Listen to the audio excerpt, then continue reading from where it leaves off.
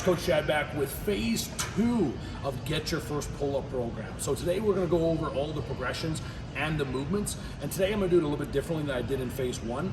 This time I'm going to go through each one of the positions and we're going to actually do a round of the workout, okay?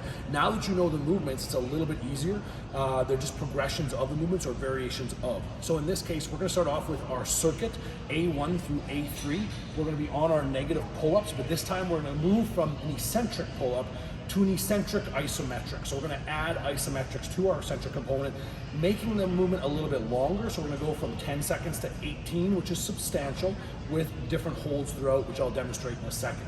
We're then going to move over to our pull-down machine, and we're going to be using the Arch Nemesis bar. I love saying that, Arch Nemesis bar.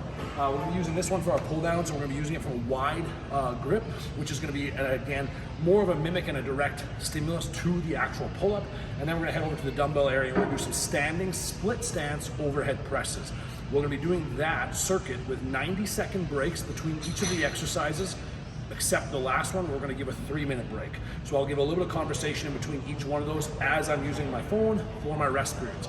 Once we've done the prescribed number of rotations or rounds of A1 through 3, we move on to the additional component of this program in phase 2, where we have the couplet B1 and B2 of seated cable face pulls with a rope and dips, adding a little bit more upper body hypertrophy, a little bit more volume, which is going to be a nice stimulus for us in this accumulation phase 2. All right, guys, so I think we're just going to get started. I'm going to get started with my eccentric isometric pull-up. All right, so exact same variations. I'm just going to put my phone down here. So the exact same variations as last time, where you want to pin yourself to the top of the rack as best you can, hold the position, and then you're going to come down with isometric pauses. The first pause is at the top, 6 seconds. Halfway down, 6 seconds. 3/4 way down, 6 seconds. And down. Or maybe you want to think about a third, 2/3. That might make it a little bit easier, okay? All right, so, and remember, the other thing I want to talk about today is super stiffness, which I'll put in a video a little bit later, which is going to help you guys on your progression. So I'm just going to do 1 rep, okay? So here we go. 1, 2, 3, 4, 5, 6. Slow lower to mid.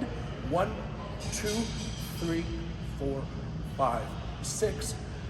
1, 2, 3, 4, 5, 6. Hang for 1. Done. 18-second eccentric isometric pull. I'll start my clock for my 90-second break. Now guys, this is a definite advance from the 10-second eccentric, but with all the training that you guys have put in so far, you should be capable of this movement. You also have the ability to modify and scale this movement in the same manner we did in phase 1, with a band, with a bar across the rig, with toes on the floor. You have all your same modifications, which you can go back to the video for phase 1, which will give you some of the modifications for pull-up. All of them apply here. You just change the tempo and the timing of the movement to an 18-second eccentric, 6-second pauses. It ends up being about 20 or so just because of the transitions in between.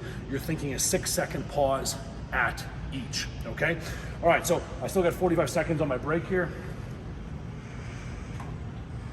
Now we're going to move to the Arch Nemesis. This is by far my favorite piece of equipment that we've ever purchased in the last couple months anyways. I'm sure I'll change that in time. This bar has a horizontal grip with angles, so a multi-grip, angled grip. You're going to want to make sure when you're using it that the bar is angled back this way, so when you're grabbing, your palms are in towards you. Now the beautiful part about that slight change in grip orientation allows for peak contractional lats. It's one of these movements that just feels good. The fact that the bar is also angled means you get through, or rounded, you get through a farther and a deeper range of motion, which is going to help you guys on getting chest bars and that depth in the pull-up, which you can't always maintain when doing eccentrics or just a normal pull-up. So you can train a greater range of motion with this bar. And personally, I just love the feel of the bar. Sometimes equipment just suits the individual. I'm already 10 seconds past, so I'm gonna get going. All right, so I'm gonna take a wide grip here. Wide is different for you.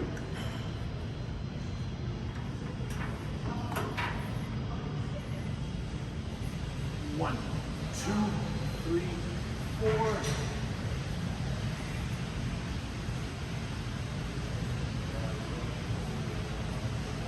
Note the slight torso layback as I'm doing this. should not be extreme, so we don't want this. It's not a momentum exercise.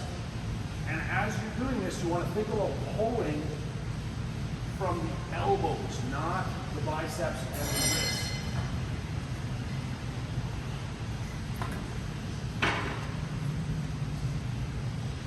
Reset my clock. Now, I hope I did the right amount of reps. I lost count there. But guys, when you're doing this, it's a 4-0-1-0 tempo. You have your repetitions and your rounds prescribed.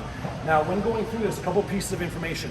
I mentioned I want you to pull not from biceps and hands, but pull from the elbows. Now, this may or may not make any sense.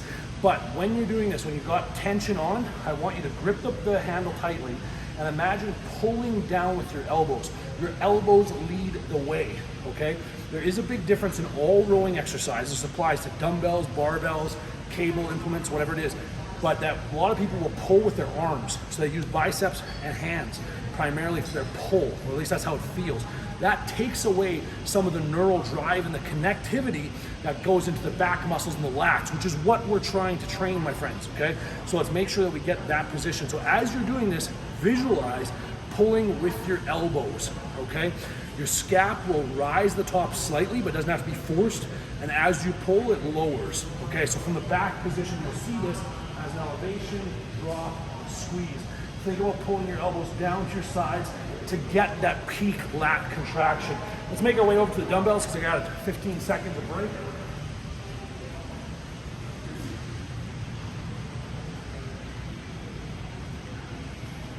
Time's up, I'll reset my clock.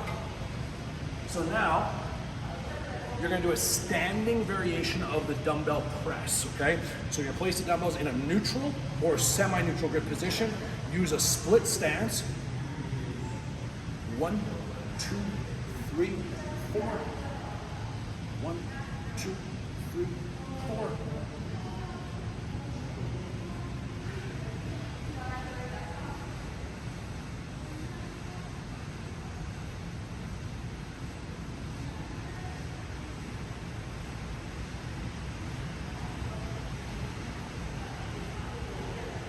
Again, you're going to follow through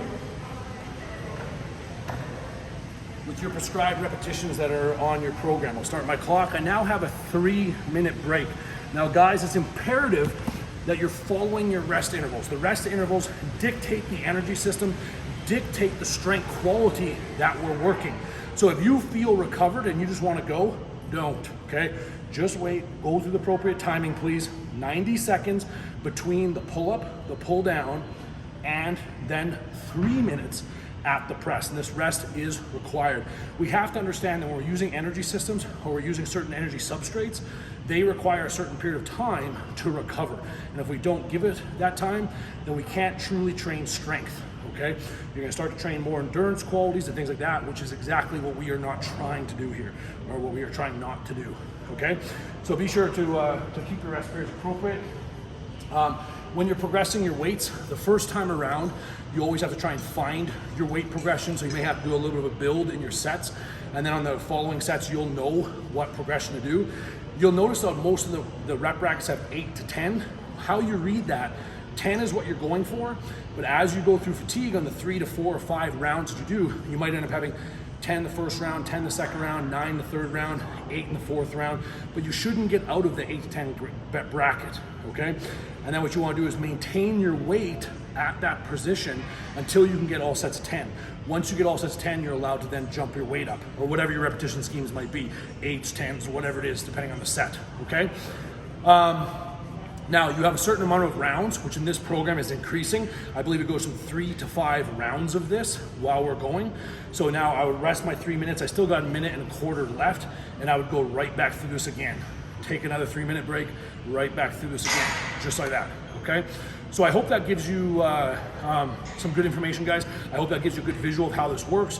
Of course, if we meet in person, we're gonna do this in person and go through the whole training program. But if you're online, good luck, guys, and always reach out if you need some help. And now we're going to talk about our B section, B1, B2. So our final couplet, our final superset, which is going to be down with a rope cable face pull, okay? And we're going to do this from a seated or a well, a seated position. Now you can notice a lot of people do this exercise standing, which is fine and you're welcome to do it. I prefer the seated variation because you don't get as much body sway and you don't get as much momentum in it. We actually can force a better position from a seated spot, okay? And we're gonna couple this with dips, which I'm gonna go over some variations of how you can modify the dips as well. So let's get started on the cable face pull. All right, so in our case, our cable face pull is on the floor, okay?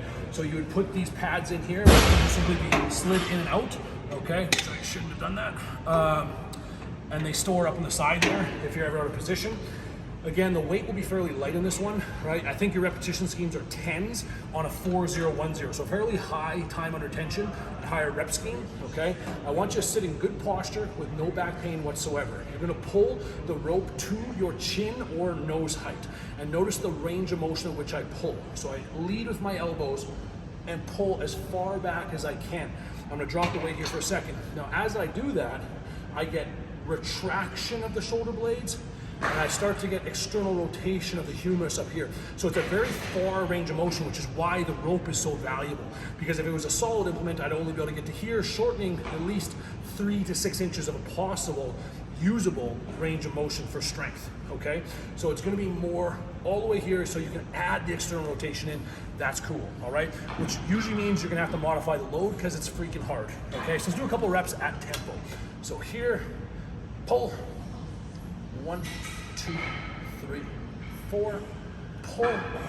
1, 2, 3, 4. We're gonna try and avoid this.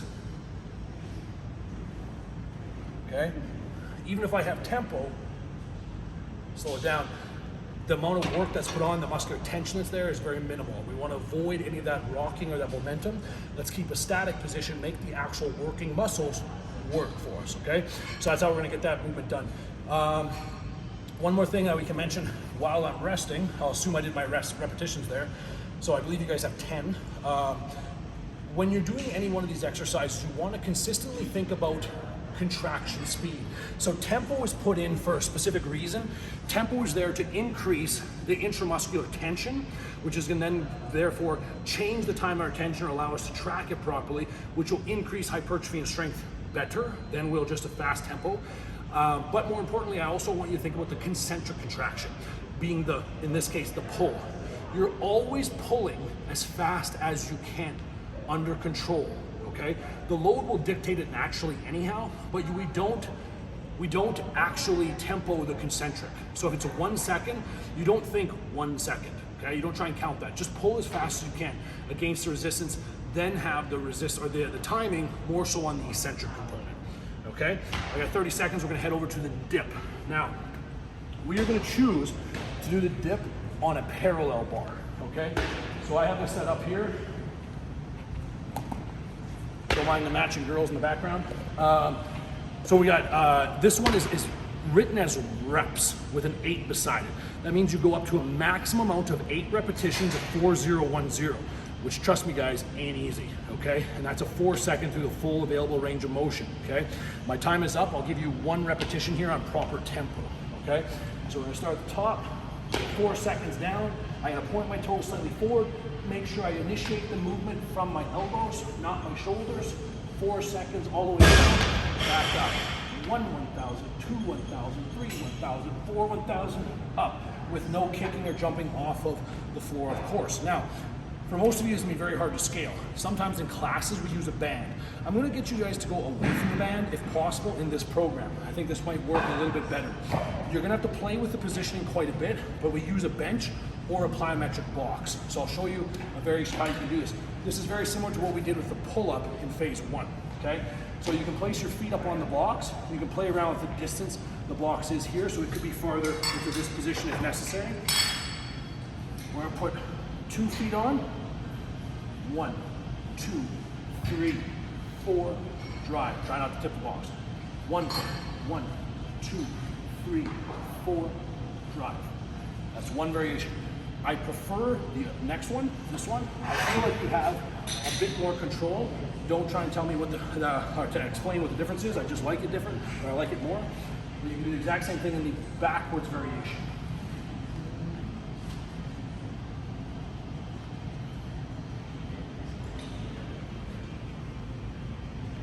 And same as we discussed in the pull-up, if you get to the point that you feel like you're using your feet too much and not using the upper body, then start modifying the foot positions, okay? There's a big difference between using the ball of the foot and using a tippy toe. Okay? I can't push as much there as I did in the other one. And you can do that in the other variation as well, where you could play around with different variations of something like this.